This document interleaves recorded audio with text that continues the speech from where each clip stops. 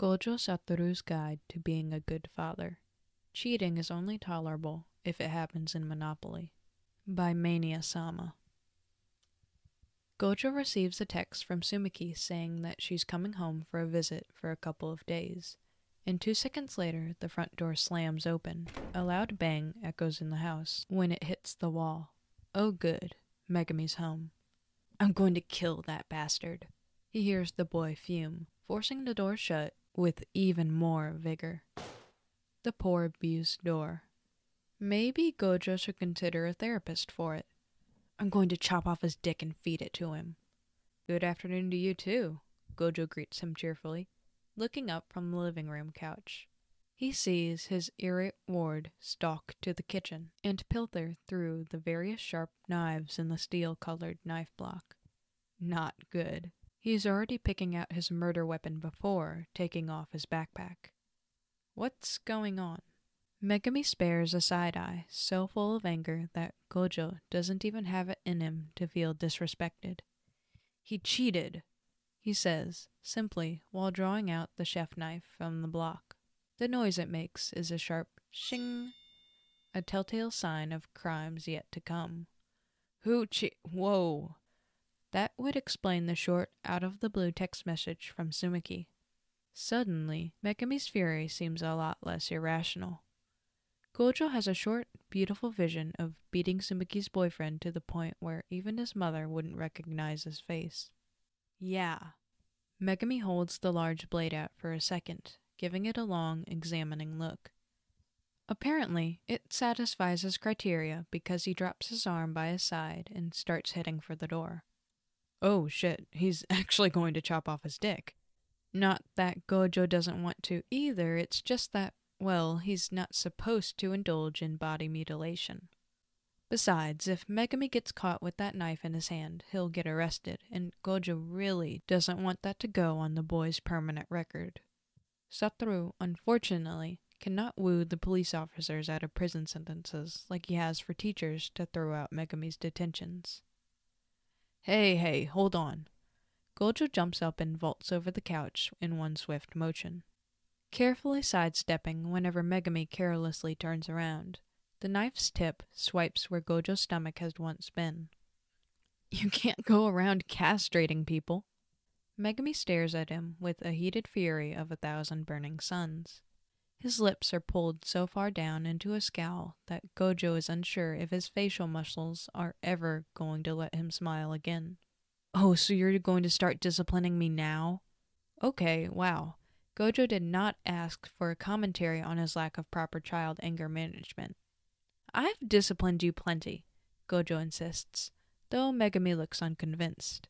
Listen, I know he deserves it, but do you even know where he is or how you're going to get there without anyone catching you with that knife? Satoru holds out his hand expectantly, while Megumi stares at him hard, his nose scrunched up and green eyes alight with unrelenting fire. Eventually, he sighs hard and presses the handle of the chef knife into Gojo's palm.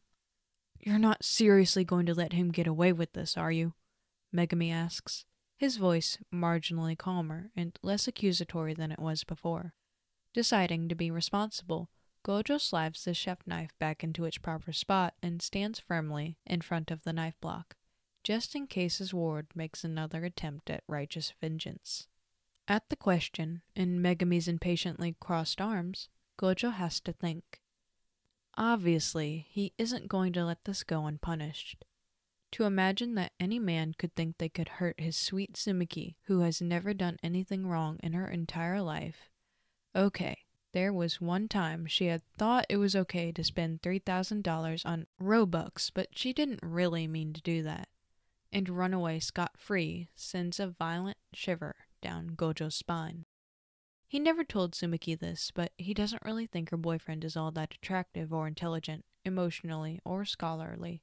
What he did tell her was that, as long as she was happy, he would be happy. Not before a talk with said boyfriend, where he promised that he would do much worse things to him if he ever dared to make Gojo's ward cry. So, what could he do to a 21-year-old university student without mutilating any body parts, but still follow through with his promise? Gojo smiles at Megumi, whose eyebrows are raised in anticipation. Megumi, you have a lot to learn about revenge. What is the one thing a self-absorbed, cheating man loves more than anything in the whole world? His dick, he responds confidently. No. Satoru laughs and points a finger at Megumi's nose, watching as he goes momentarily cross-eyed. Good guess, but I'd put that at number 2. But Megumi, dear, you must understand. There is nothing he is more prideful of than his car. Noticing his ward's skepticism, he brings his index finger forwards. He uses the rest of his fingers to list off with his words. 1. It's hard to get away with castration. As much as I hate to admit it, no way you're going to chop off his dick. 2. Cars are feminine. Men like him love to own anything they can call a she. 3. Cars are expensive and he is a broke college student.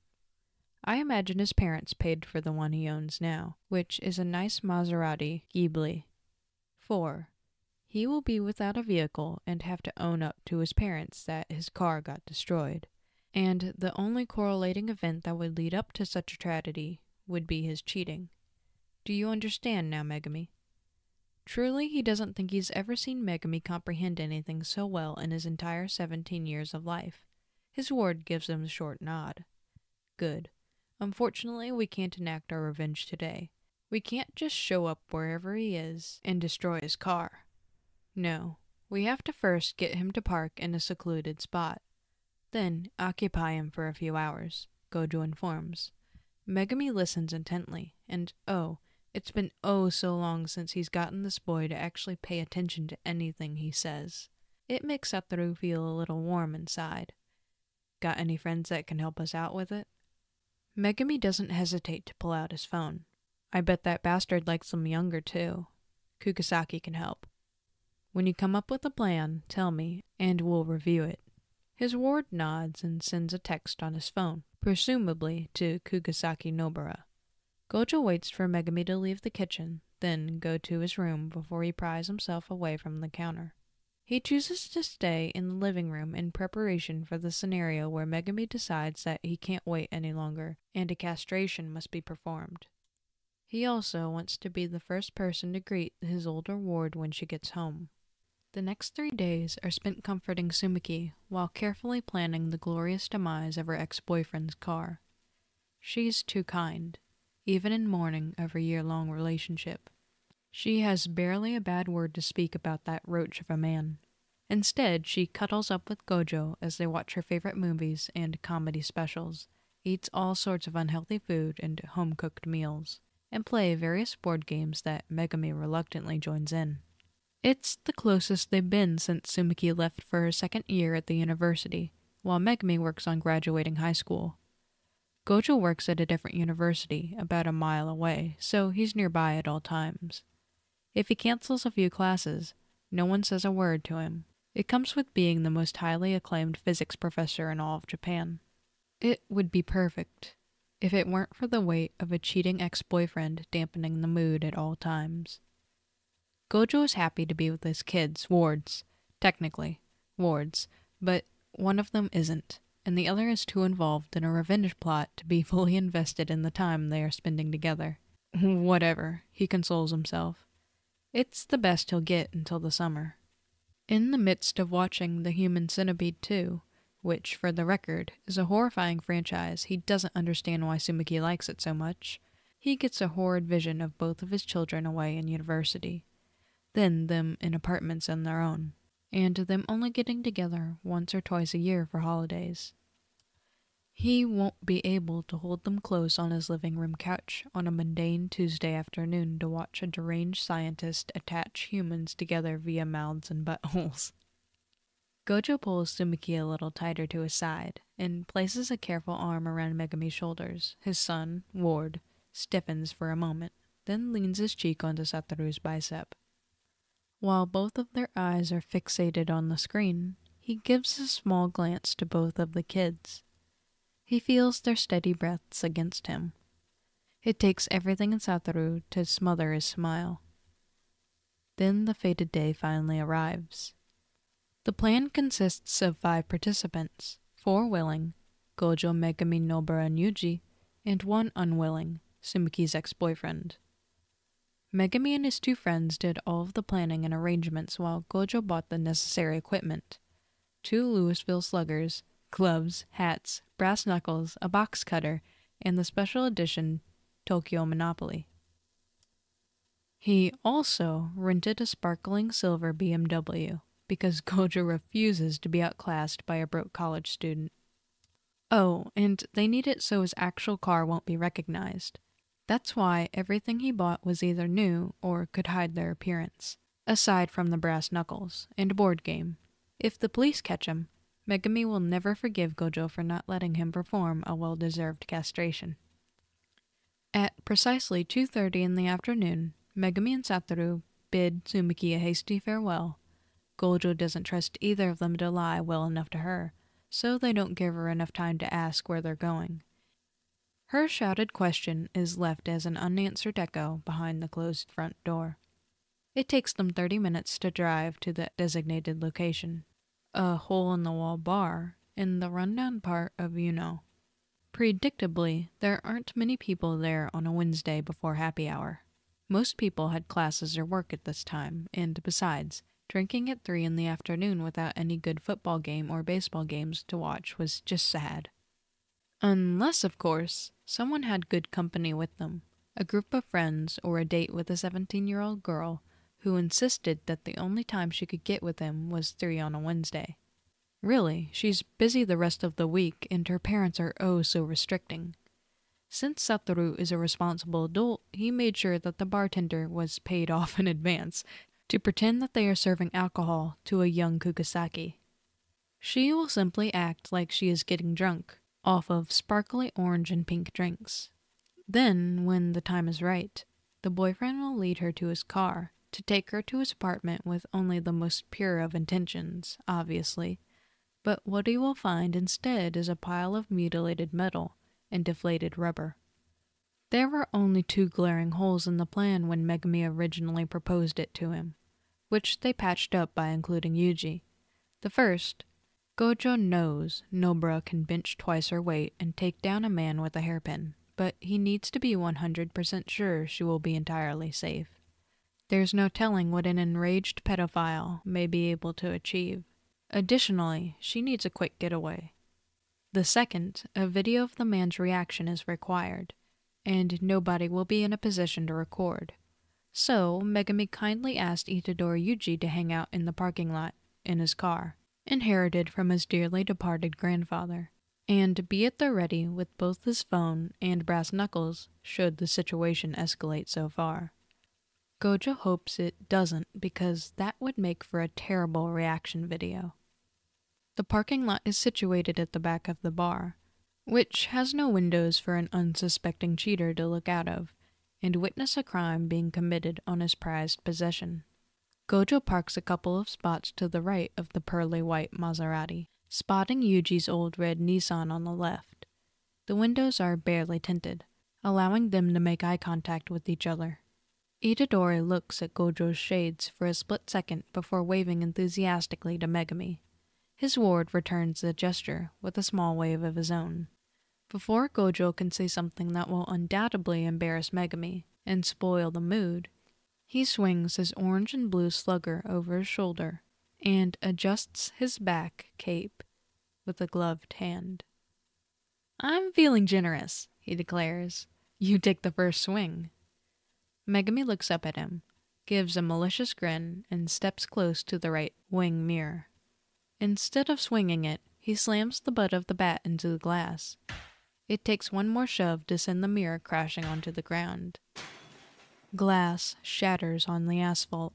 Luckily, Gojo made Megumi wear a jacket and a pair of designer shades that would protect him from the spray shards. Laughing at the broken display of vandalism, Gojo pats Megumi on the shoulder. "Hit a home run into his headlights. I'll work on getting in the car." "Destroying the inside?" Megumi asks, already stepping around to the front of the car. He gets into a proper batting stance, just like how Gojo taught him when the boy was playing the sport in middle school. the sun reflects brightly on the black and yellow Louisville Slugger. "Can't leave a job half-finished, can we?" Satoru grins. His ward knocks a clean hole into the headlight. At the same time, Gojo leaves a spiderweb of cracks in the driver's window. When the glass shatters inward, he's able to reach into the car and press the unlock button. The Maserati has a slight off-white leather interior. Gojo takes a second to run his hand over the seat, savoring the beauty he's about to destroy. It's a morbid pleasure to slide open his box cutter and carve jagged lines into the clean interior. White scars are left behind when he pulls the blade from the leather. He takes special care to draw little broken hearts and a cat with a pair of sunglasses on. When he's done with the front and back seats, he finds that Megumi has already made a full round with the car. Thin streaks were keyed into the car doors, and every inch of the once pristine Maserati is filled with deep dents. Megumi admires the view with Gojo, his breath coming out in small pants. "Well, it can be better. Go again," he answers, even though the car is so beautifully destroyed that it makes his heart swell. The teacher who said his kid was destined for failure was sorely mistaken. This was a sign of great things to come. Gojo could cry with how proud he was of his son, his ward, son. Pushing out the blade of the box cutter again, Gojo crouches down and slashes a hole into the first of the 4 tires. He watches in satisfaction as air rushes out to rejoin the natural atmosphere. It has the same impact as releasing a caged, rehabilitated animal back into the wild. Probably. Satoru hasn't done that before, but he figures it is pretty much the same thing. He moves on into the next tire, after golfing the fenders 3 times with his bat. Megumi meets back up with him on the last tire, and this time there's sweat dripping from his face. It's a decently hot day, Gojo can admit. A few straggled wisps of clouds drift lazily across the sky, leaving the sun to bake the creatures on the earth. His own neck is uncomfortably wet and sticky. "Here." He hands over the box cutter, a shade duller than it was before. "I'll leave the final honor to you." Megumi holds the box cutter in his hand like it's the Holy Grail. When he rips into the last tire, Gojo hopes he's imagining a dick being sliced off instead, like Gojo is. It's the closest thing they're gonna get until one brave woman decides that enough is enough. They take a step back to admire their work. It should be displayed in a museum next to the winged victory of Samothrace or Perseus with the head of Medusa. The whole world should lay their eyes on the perfect mound of metal and rubber they have molded. It's barely even recognizable. The dark inside machinery of the car is visible from the parts Megumi tore off with his hands or batted away with the slugger. It sits closer to the ground than before, thanks to the tire deflation. Several holes fall open in the cracked windows. Gojo wraps an arm around Megumi's shoulder, tugging him to stand closer to his side. His ward didn't put up a fight against his guardian and even rests his head against Gojo's collarbone. No language has an accurate word to describe the feeling that courses through his body.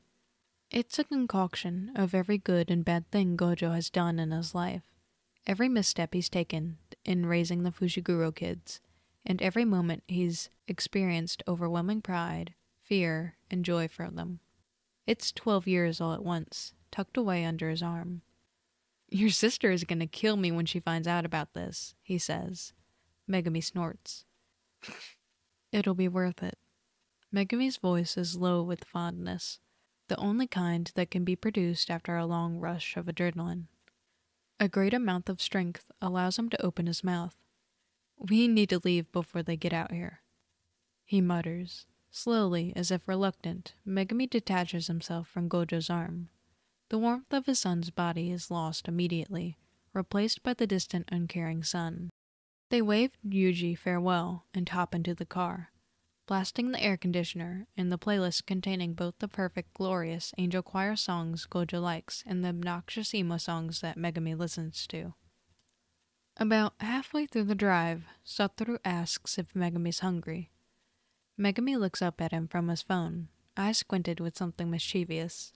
"Can we have..." "We're not having KFC," Gojo says firmly. Instead of frowning, Megumi's lips contort in a half-smile of some sort, like he's trying to hide the fact that he's enjoying being in the car with Gojo, and Gojo can't help himself. This is his son. This prickly 5-year-old he met in an alley is now 17 years old, looking down at his lap with his face scrunched up in a failed attempt at keeping his composure. He's not laughing only to maintain his image. Megumi is happy. It's not enough to get Gojo to go through a KFC drive-thru, because some wounds will simply never heal. But he does pull into the parking lot of the next best thing, Subway.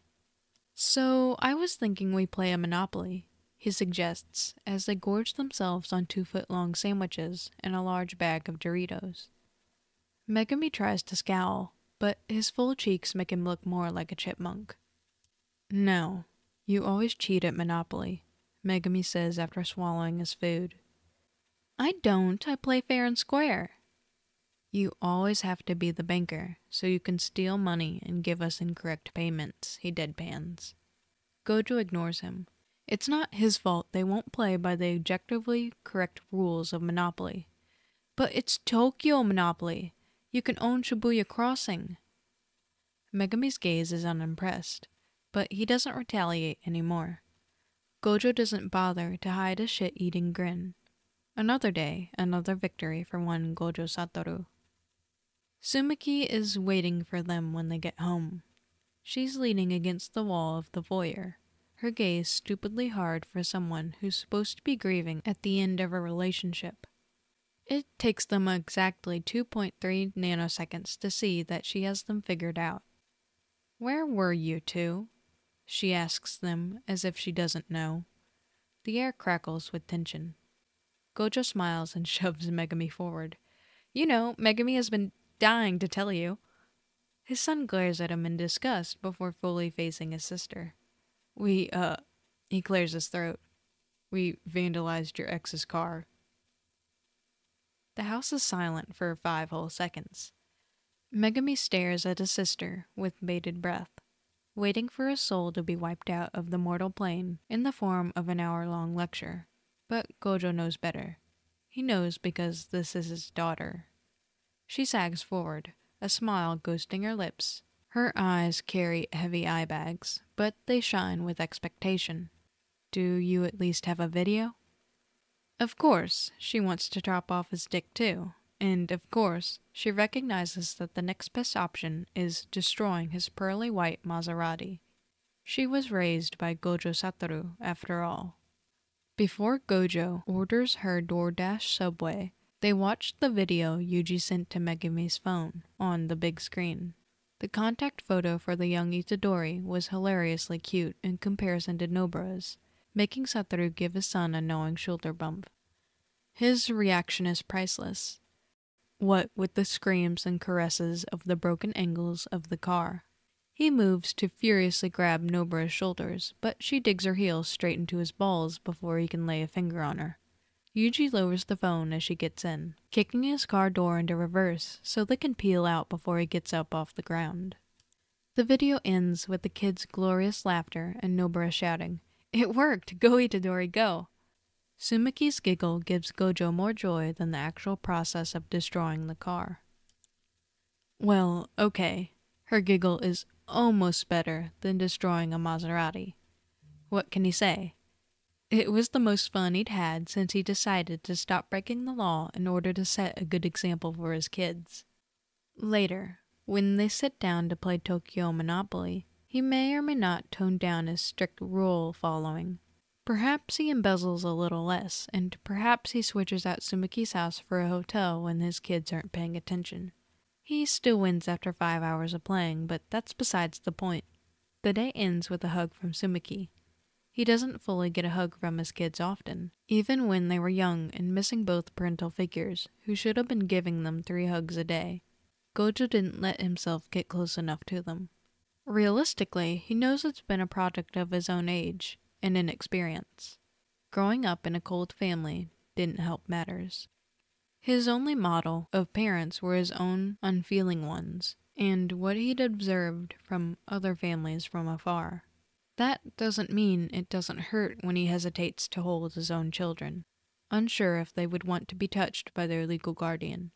It's worse to see them withdraw from touching him, too, like they're worried he'll pull away in disgust. So, this is nice.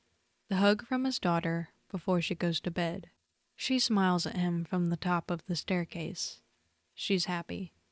Yeah, it's certainly better than destroying a Maserati. Well, maybe not. Maybe nothing will be better than that, but he swears that Tsumiki's happiness is a very, very close second. A fanfic about Gojo and Megumi committing vandalism will never not be good.